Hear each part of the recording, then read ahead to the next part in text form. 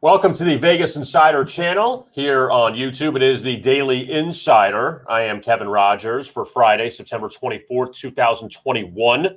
And looking ahead to a big weekend in football. College tomorrow, NFL on Sunday. Already got the NFL going last night. Carolina beat Houston, so the Panthers now at 3-0 in the season. Game stays under. First road team to win on third or in a primetime game this year. And first time we've seen an under in a primetime game after 6 overs. So we'll see if that remains. Sunday night, Packers-Niners, then Monday night, the Eagles and the Cowboys. We have Kyle Hunter, who is the top handicapper right now in college football. He's on fire. He's 19-2. He's going to join us coming up in just a moment, talk college football. Also, Mark Franco will join us to talk about the NFL weekend. That is all straight ahead. But first, we want to remind you about our friends at WynnBET and the $1,000 risk-free bet. When you download the WynnBET mobile sportsbook, you can get a $1,000 risk-free bet. That means if you lose your first wager, you get it back up to $1,000 as a free bet credit that you can use for another bet. And WynnBET legal in Colorado, Indiana, Michigan, New Jersey, Tennessee, Virginia, and Arizona. And you must be 21 years or older to bet. And WynnBET, you can get that on iOS or Android. And again, that $1,000 risk-free bet to get you started at WynnBET. And now we bring on, I'm telling you, Kyle Hunter. It's unbelievable what he's doing in college football right now. He, so far this season, he's 19-2. That's a 90% winning percentage. And I know that Kyle, he's been on fire. He knows that it could end any time. But Kyle, we welcome you back to the Daily Insider. You won again last night. Marshall, Appalachian State over 58.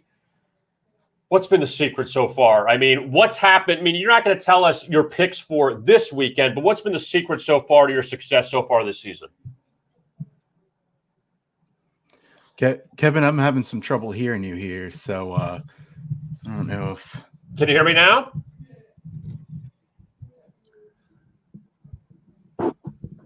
Let me take Kyle down for 1 second and add him back here. But Kyle's been he's been fantastic. Let me just make sure that he's good to go. When I was just talking to Kyle before the show, we were good. So we'll see once he gets started again. But his record is 19-2 so far on the college football season. And he hit on Marshall App State last night, that 31-30 victory by the Mountaineers.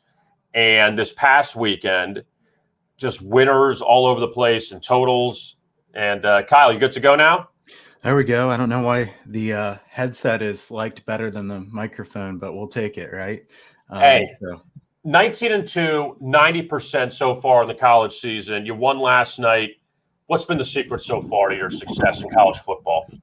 Man, it's been a really fun year so far. Obviously, as I say, you can never keep up that kind of stretch long term. But college football has been a really strong sport for me. I've played a lot of totals, man. I'm really good at totals long term. 57.5% winners all time on totals. That's over 1,000 games. So big sample size there. Only play a few sides here and there, and I've been real heavy on totals the last couple weekends. Last Saturday, 8-0. The previous Saturday, 7-0. So 15-0 the last 2 Saturdays. And then I won the Marshall and App State over last night, so that was great as well. What is it about the totals? What do you see with the totals that really gives you an advantage as opposed to the sides? Yeah, I really handicap pace and tempo a lot, and obviously that doesn't matter as much to the side as it does to the total. And I feel like there's bigger edges to be had when it comes to totals, looking at efficiency-based numbers as well as the tempo. I can look for changes in tempo from one team to another. Like, for example, Marshall is a team that has played so much faster under their new head coach than they did last year. That was something that I saw there after a couple of weeks. Marshall just kept running and playing extremely fast, regardless of the time and score. So, able to keep track of things like that pretty closely. Totals to me have a bit more of an edge. The the numbers are usually a bit lower as far as what books will take for totals because their lines are just a bit softer in my opinion. So I like totals a little bit more than I like sides in general, especially when it comes to college football. Now, looking again, Kyle, at some of the games from last week before we look ahead to this week, when I talk about some of these games that they're not even close as far, like you're going to have some close shaves here and there, but you had Utah State Air Force over 53.5. That was a 49-45 final. FSU and Wake stayed under 62.5. Also, Minnesota, Colorado. I mean, Colorado's offense did basically nothing, under 49.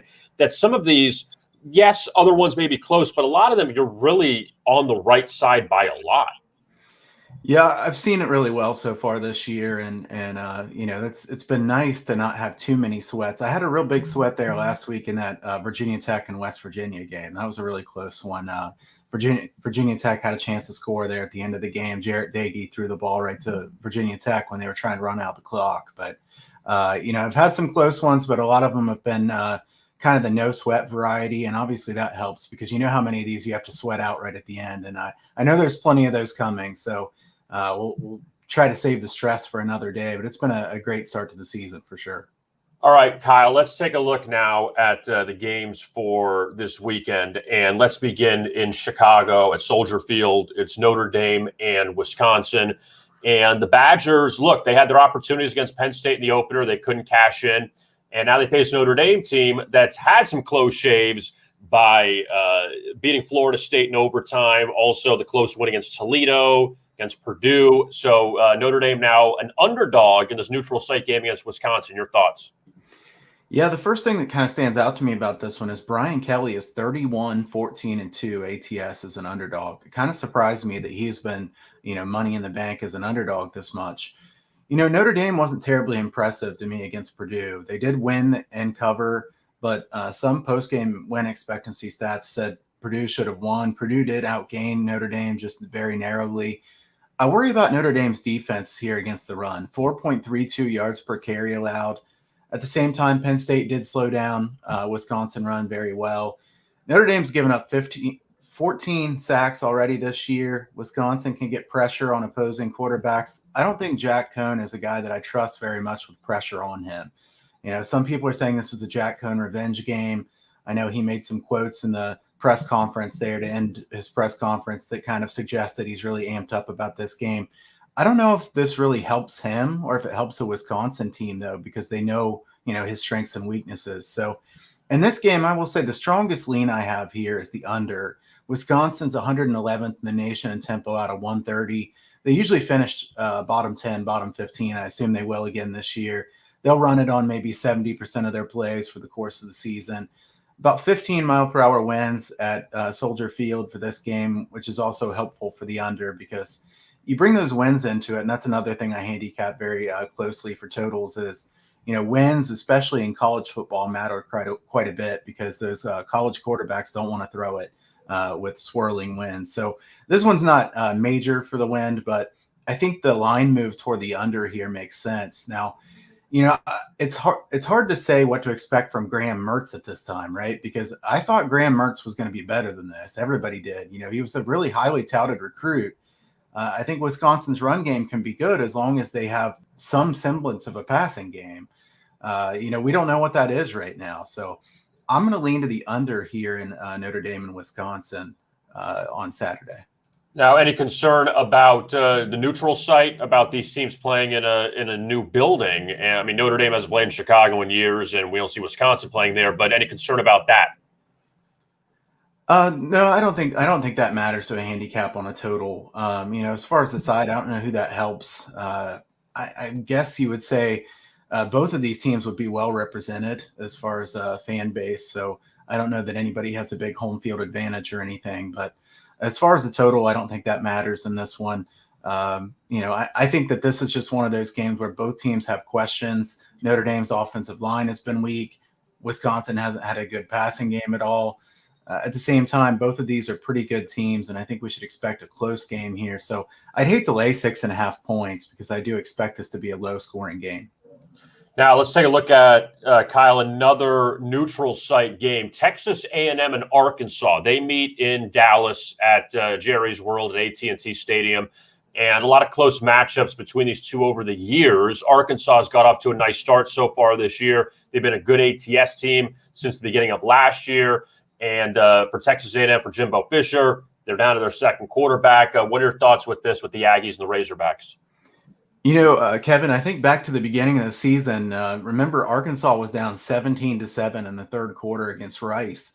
And wow, have they turned it on since then. I mean, what a change. Sam Pittman's doing a great job with this team. Where's the turnaround happening? Well, it's in the trenches. Sam Pittman, an offensive line guy. We knew that. I didn't think it would happen this fast. But last year, Arkansas was 68th in PFF's offensive line run blocking grade. So far this year, they're number 3. So they jumped from number 68 to number 3. I think the key to this handicap is Arkansas running the football against Texas A&M against the run. Because Texas A&M ranks number 1 in opponent QBR so far this year. They have a very good secondary. I don't think Arkansas can throw the ball very much on them. The Aggies have allowed 4.08 yards per carry, though, here. So can Arkansas run it? If so, I think they're a live dog in this game. Texas A&M needs to get to Jefferson into passing downs here, get heat on him. His numbers have been pretty weak when he's been pressured. So if they can get pressure on him and stop the run, I think Texas A&M's defense can do well. Having said that, without King, Texas A&M is hurt quite a bit. I don't think Calzada has shown us much at all backing up King. Spiller's the star. Arkansas needs to slow him down. Again, I lean to the under. Now, I will say this one being at a dome neutral site, if anything, helps the over. So I'm not going to bet the under here because I tend to like overs better on these fast tracks. But this is a pretty low under, slight lean to the under in this one. I think I lean toward Arkansas in this one as well. I think Arkansas has a chance here. I think Texas A&M is the team with the higher upside, but the backup quarterback hasn't shown me much. Now, Kyle, staying in the Lone Star State, Texas Tech and Texas, they meet up in Austin, and the Longhorns here laying 8.5 against the Red Raiders, high total, usually wild games between these two teams. What are your thoughts on this Big 12 matchup? Yeah, Kevin, I mean, I don't know what to make of Texas Tech. They're 9th in yards per play allowed, so their defense looks tremendous. They've played Stephen F. Austin and FIU, which are not great tests in 2 of their 3 games. They do seem at least somewhat improved, but I really don't trust the Texas Tech defense. This has been a defense that's been weak every single season, and now all at once they're a really good defense. I doubt that's the case. Both these teams playing a little bit slower than I would have expected. Texas Tech 64th in tempo, Texas 102. Casey Thompson, the starter here for Texas, and I imagine he gets most of the snaps the rest of the way now. I know Rice isn't great, but Texas was 620 yards and 10 yards per play in that game. That's really impressive. I'm going to lean to the over in this game. It will surprise me if Texas Tech's defense can keep up here. At the same time, the Red Raiders' air raid offense, I think they can do some damage here against the Texas defense that has shown to at least be somewhat susceptible. We saw Arkansas move the ball on them very well. These games have typically been very wild, like you said, high scoring. We've seen some very long games that go deep into overtime. I think this could be a high scoring game here. So my favorite bet on this one is the over. Yeah, and last year, again, outlier in a sense, but Texas beat Texas Tech 63-56 in overtime on a 71 total, obviously obliterating it. But before that, over on a 65.5, over on 62.5 the last 3 years. Last time we saw an under between these two was 2017 when Texas Tech beat Texas 27-23 on a 58.5 total. So, again, these teams can score. We'll see what Texas does against the Texas Tech Red Raiders. Now, the final game I want to go over with you, Kyle, it is back to the SEC. It's LSU and Mississippi State. And a lot of people remember that Mississippi State went into Baton Rouge last year, and they beat up LSU after they came off the national championship. And you thought, oh, well, Mike Leach has got Mississippi State going. Mississippi State did nothing the rest of the year. LSU did nothing the rest of the year. But now they meet up again coming up in Starkville, and LSU is a short favorite. Yeah, this is an interesting game. I will say I think Mississippi State's coming off a game they should have won last week. Some really questionable officiating. Memphis had 246 total yards in that game. Mississippi State 469. 26 first downs for Mississippi State and 12 for Memphis. Memphis wins that game. 67 pass attempts for Rodgers for Mississippi State in that game. Just wild. I mean, it's kind of crazy to see 67 pass attempts in the NFL. Really crazy. College football, 67 passing attempts. Look, Mike Leach is fully committed to throwing the football. For a while, he would try to throw in a few runs, but at this point, it's just they're passing the football. The LSU secondary has some solid talent, some guys that should be NFL players, but they disappointed last year, and they've done the same so far this year. They rank 101st in QBR allowed so far this year.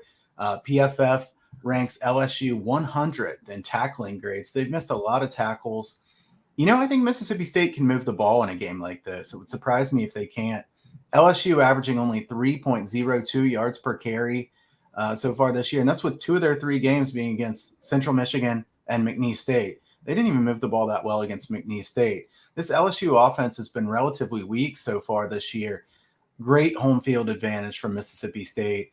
I like Mississippi State plus 2.5 here. And I think if you like Mississippi State, you have to at least bet part of this on the money line here and get plus money price. So I'm not sure about LSU. I think Ed Orgeron has more questions to answer. They obviously have great talent, but they've been very inconsistent. And, Joe Burrow's not walking through that door, neither is Jamar Chase. So I like Mississippi State in this game. Now, before I let you go, Kyle, because it's a great segue, you're wearing your Bengals hat. The Bengals have not won a road game with Joe Burrow as their starting quarterback. Does that change this week against the Steelers?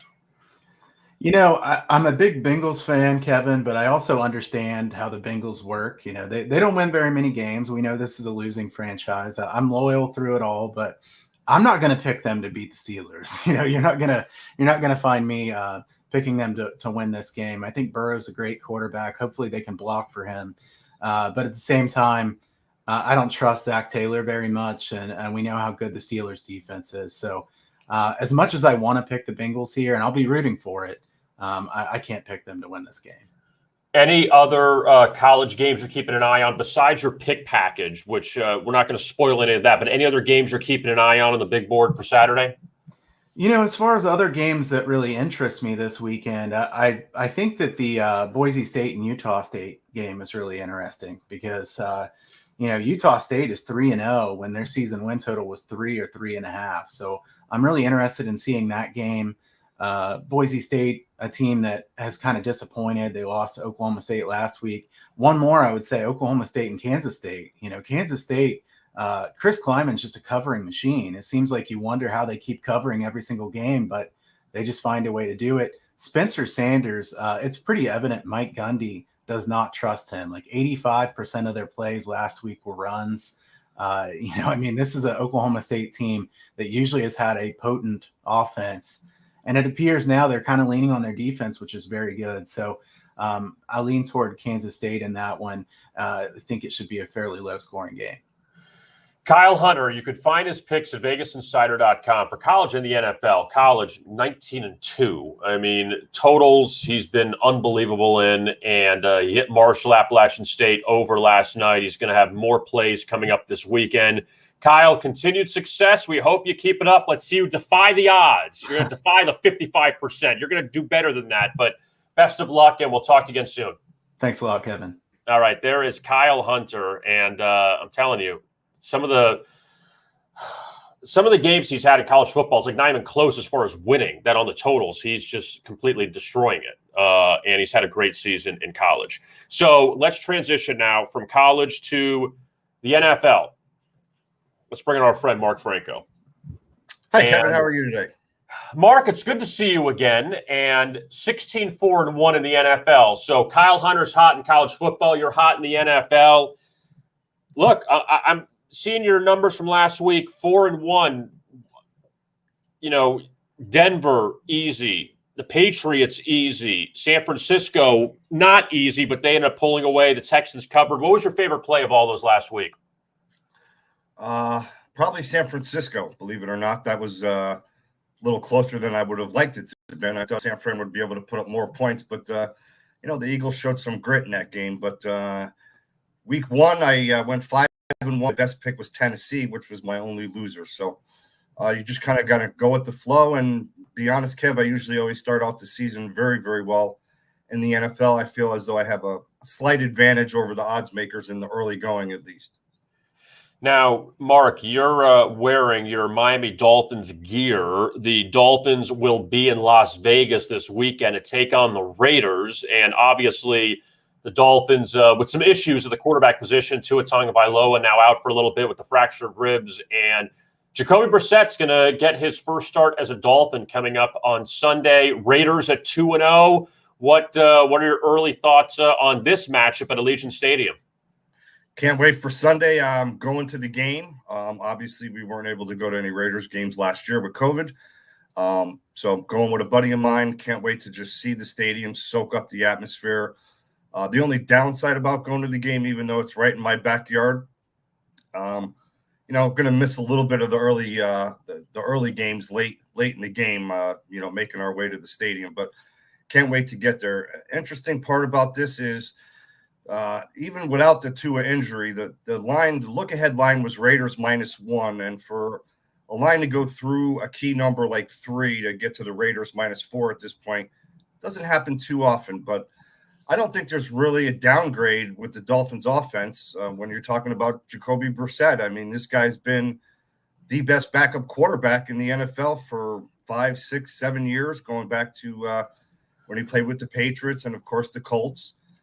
So I don't really see a downgrade in there. If anything, maybe the Dolphins will actually break the 250-yard passing barrier and, throw the ball a little bit more because their running game's not much to speak of. But talking about the Raiders, everybody says, well, what a surprise that they're 2-0. I would say it was a tad of a surprise they won week 1 on Monday night against Baltimore. I had the Raiders plus the points. I thought they were toe-to-toe with Baltimore and were able to put up enough offense, obviously. And then going into Pittsburgh last week, a lot of people say, okay, here's where we kind of see the Raiders going to the East Coast kind of falter. They played a great game, but Pittsburgh is not the same Steeler team that we're used to seeing, especially last season when they started off 11-0. So I don't want to give the Raiders too much credit being 2-0. They have played very well. Carr was banged up, but he's gonna play. He practiced again yesterday, so there should be no issues with Carr. Definitely going to be the starting quarterback. Total's kind of low for an NFL game nowadays at 44. I'm just hoping for an entertaining game, but I really don't have a strong opinion on either side. Now let's take a look, Mark, at some of the other games inside the NFL. The other big late game, at least out east, the Buccaneers and the Rams in LA. And Rams open up as a favorite here. Bucs now favored. And look, these teams could end up playing for the NFC Championship when it's all said and done. But Tom Brady has been fantastic like he always is. The Rams coming off a big road win at Indianapolis last week. What are your thoughts with this matchup coming up at SoFi Stadium? Yeah, this line flip-flopped from the look-ahead line where the Rams were favored by 2, even 2.5. That line quickly disappeared after what we saw last week with, Tom Brady's he's sick, man. He just still putting up numbers at his age is incredible. He has 9 touchdown passes, 4 to Gronk so far on the early season. We look at the Rams. I mean, we know their defense is going to be there. Their defense is going to be solid throughout the year, but I think their defense faces a tough spot in this one. And, are we finally seeing the real Matthew Stafford after all the years that he's been in the league with the terrible Detroit Lions? He's definitely resurrected his career and come alive. I don't get involved in totals too much, Kevin, when it comes to the NFL, but I like this game to go over. A very high total at 55.5, but I think this could be one of the better games of the entire regular season with a shootout that comes down to, possibly who has the ball last, the Bucs or the Rams. Now so the Buccaneers laying points there in that game, and let's go back to one of the early games, Mark, and the Colts and Titans. They meet up in Nashville, and obviously it gets down to it was a must win. It felt like for Tennessee last week at Seattle. They come all the way back. They win that game in overtime. So now the Titans in this not so great AFC South. Jacksonville's not good. Houston's not good. It's now a 2-team race. But even Indianapolis has started 0-2. They have their issues. 2 losses to really good teams, by the way. So they haven't lost to dogs. But Tennessee, Big win last week. Now they're flipped to a favorite at home. We saw what happened in week 1 when they were favored. They didn't play well. But Indianapolis, is it good maybe they're leaving home to play this Tennessee team? What are your thoughts on this matchup? I really like this Tennessee team. Their defense leaves a lot to be desired, but I don't know what was up with Mike Vrabel last week, but the head coach of the Titans all of a sudden in the second half against Seattle realizes that, hey, let's just pound the rock with Henry and let's go. And that's what turned that game around, because they were squarely looking at losing that game up in Seattle and starting off 0-2 after they got shellacked week 1 against the Cardinals. But second half, they ran the ball. They ran it down their throat, went to overtime. They got a really good win on the road. I'm going to give the Titans a lot of credit, as much as I was down on them after week 1. Big win on the road when you come back against a Seattle team that not the same Legion of Boom defense that we're used to, but still I'll give them credit there. Comes to the Colts, you kind of want to have a little pity party for the Colts. I mean, this is a team that's got a good offensive line, or a real good defense, but they fell short 2 weeks in a row, and now, going up against the Titans, it really is a do-or-die win for Indianapolis, and you really can't say that with too much confidence in week 3. But if the Colts start off 0-3 in that division, I think it'd be really difficult for them to win the division, and pretty difficult for them to even get back in the race with a wild card down the road. But two talented teams. This is a game that I will have on tape and watch probably Monday morning. The last game, Mark, I want to go over with you is the Sunday nighter in the Bay Area, the 49ers and the Packers. And San Francisco beat Green Bay convincingly twice 2 years ago on their way to the Super Bowl. But then last year, the Packers went into Levi's Stadium. They beat the 49ers. Now, Jimmy Garoppolo didn't play in that game for San Francisco, but Aaron Rodgers played well. The Packers won as a favorite. Packers now flip back to an underdog here. Must win against Detroit. They got the win on Monday night after the bad performance in week 1 against New Orleans. But San Francisco, now their home opener after winning 2 on the East Coast. So the Niners favored by 3.5 here against the Packers. You kind of want to see how the Niners are going to react. They haven't been home in weeks. They stayed on the East Coast in between week 1 and week 2. I believe they practiced in West Virginia. So it's been a while since the 49ers have been at home. Maybe they're a little too comfy this week. The line was +4 for the Packers earlier in the week. Obviously, some sharp money came in on the Packers to put this line down to 3.5. Wouldn't be surprised if it goes to 3. But I think, again, in this kind of game, I squarely have to look over the total. And, again, not a big total player, but with the total being 50, as good as the Niners' defense is, I think Aaron Rodgers can light up anybody. And, what we saw him do last week, granted, it was in the second half. Granted, it was against the Detroit Lions. But, week 1 was just a total anomaly for the Packers. You throw that game right out. Don't even think about it anymore when you're handicapping them the rest of the season, in my opinion. But I would lean on Sunday night over the total of 50, and I would probably want to bet that early, because typically Sunday night totals always rise come Sunday. Yeah, we've seen how the primetime games 6-0 to the over before last night, before Carolina-Houston easily stayed under the total. So we'll see if that trend continues with the primetime games coming up Sunday, and then Monday with Eagles-Cowboys to wrap it up in Dallas. Mark Franco, he is 16-4-1 so far in the season in the NFL. Mark has been around Vegas Insider since 1997. He is a senior handicapper, NFL, college football, Major League Baseball, NBA. He finds the time to do it all. And a great job by Mark again. Mark, any other thoughts you have on the NFL before we let you go? No, Kev, I just want to thank you for having me on again. It's always a blast. And just don't have my picks all selected out and posted as of yet, but they'll be posted later tonight at vegasinsider.com. You get my full slate for Sunday NFL action. Also have a guaranteed play in college, where I'm doing very well in college football as well. Got a guaranteed play on Nebraska and Michigan State, which I've heard a lot of debate from a lot of different people, sharp people, one pick on one side, one pick in the other. Can't wait to watch that game, Michigan State, Nebraska, come Saturday. Yeah, and we'll see if Michigan State has a letdown after they won at Miami this past week, and Nebraska played well at Oklahoma. So that should be an interesting game in the Big Ten coming up tomorrow night.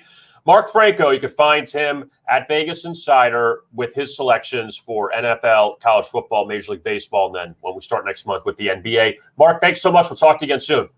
Kev, I really appreciate it. Everybody out there, have a winning weekend. We'll talk soon. All right, there is Mark Franco. And Mark, again, he's been around a long time. He knows his stuff. And, NFL he's done very well in. He's second right now in the National Football League as we, again, continue through September. Week 3 coming up or continuing this weekend after we had Carolina-Houston to kick it off last night. And Carolina won. Sam Darnold now 3-0 as the quarterback of the Panthers. Texans have a lot of problems. We knew that before the season started. But now if they're relegated to Davis Mills for a while with Tyrod Taylor out, it could be a major problem. And back to that Indianapolis-Tennessee game, that for the Titans, that they got that win last week that they desperately needed in Seattle. And Tennessee gets Indianapolis coming up this week. And then the Titans, the next 2 weeks, are at the Jets and at the Jags. So if Tennessee can find a way to beat Indianapolis on Sunday, you have 2 extremely manageable games on the road, and then the Titans get the Bills and Chiefs back-to-back at home. Now, they destroyed the Bills last year at home in that Tuesday night game. Then they get Kansas City. So, yeah, Tennessee has got an opportunity here to really get some room, some breathing room from them and the Colts, because Jacksonville's not going to be a factor. Houston's not going to be a factor. I think we could safely say the AFC South is going to turn into a 2-horse race already going into week 3. Now, I want to give you my best bets for this week in the NFL. Last week, we went 1-1 on these picks, and we had the 49ers and the Falcons. 49ers winner over the Eagles. Falcons down 28-25 in the fourth, getting 13, and the Bucs scored a touchdown. They got 2 pick sixes. That kind of screwed everything up. Here are the picks for this week. Now, number 1, the Kansas City Chiefs laying 7 at home against the LA Chargers. And the last 2 years, in fact, the Chiefs have played the Chargers in Week 17 at Arrowhead Stadium. Meaningless games. Kansas City won 2 years ago. Last year, Patrick Mahomes didn't play. Chargers beat the Chiefs in Week 17. A more meaningful game, I think, for Justin Herbert and the Chargers to win that as opposed to the Chiefs, where it meant nothing. They had the number 1 seed. So the first meaningful game these teams are playing in Arrowhead in 3 seasons. And the Chiefs beat the Chargers last year in overtime. That was Justin Herbert's first start. And Kansas City was laying 8.5 in that game. They're laying 7 here at home. I know the Chiefs' ATS problems. 2-11 against the spread the last 13. They blew that game to Baltimore last week. I got to believe the Chiefs, in spite of their defense being roughed up so far, that they will take care of business here against LA. Chargers have scored just 37 points through 2 games. They had the close win against Washington in week 1, had a close loss to Dallas last week at home. But I do believe that Kansas City, they will bounce back here, and they will cover against the Chargers. Now, in the second pick, the Dolphins. Yes, Tua Tagovailoa is not playing. But it's not like the offense was playing well with him. Now, granted, Tua got hurt early in the Buffalo game. So you face the Patriots in week 1, you face Belichick, and they end up winning that game.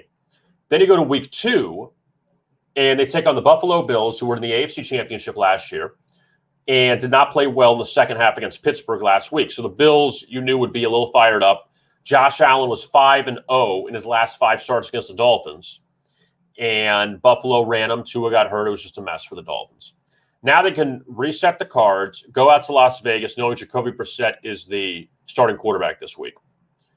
And the Dolphins, they can't be any worse than they were, and the Raiders are in the favorite role for the first time this season. So things change. No one thinks you're going to beat Baltimore. Many people will think you'll beat Pittsburgh, and they won both those games. But now they're a favorite. I think the Dolphins are the look here in the underdog role in one of the late kickoffs coming up on Sunday in the NFL. So that's the look at this week inside of the NFL and inside college football. Kyle Hunter, Mark Franco, 2 of the hottest handicappers on VegasInsider.com, joined us today on the Daily Insider. And again, want to remind you about WynnBET and our friends there, the Wynn Casino out in Las Vegas, a beautiful establishment. Now, all of a sudden, they have their sports betting on an app, and you get on iOS or Android, and it is legal in Colorado, Indiana, Michigan, New Jersey, Tennessee, Virginia, and Arizona. Must be 21 years or older to gamble. Also, when you download the WynnBET mobile sports book, you can get a $1,000 risk-free bet. That means if you lose your first wager, you get it back up to $1,000 as a free bet credit that you can use for another bet. And that is WynnBET. And you can download the app today and get that $1,000 risk-free bet. My thanks again to Kyle Hunter and Mark Franco for joining the Daily Insider. In case you missed any of what they had to say about college football or the NFL, you can find the Daily Insider video at vegasinsider.com, also on our YouTube channel at Vegas Insider. Also, I have a pair of best bet videos for the NFL. We won last night with the under on the Panthers and Texans. And I have two more best bet videos you can find on our YouTube channel for Sunday Night Football, Green Bay and San Francisco, Monday Night Football, Philadelphia and Dallas. Also, Brian Edwards joins me for a college football best bet breakdown on 3 SEC games: Mississippi State, LSU, Tennessee, Florida, and Texas A&M, Arkansas. So you can find all of that on our YouTube channel at Vegas Insider. I am Kevin Rogers. Thank you so much for joining us. And again, we always wish you best of luck with your bets, and I hope you have a profitable football weekend. And we'll talk to you again on Monday. Dave Sherapan will be back with us on Monday for his spot to go over the weekend in the NFL and in college. So all of that is coming up right around the corner. I am Kevin Rogers. Thanks a lot for watching. And as always, best of luck with your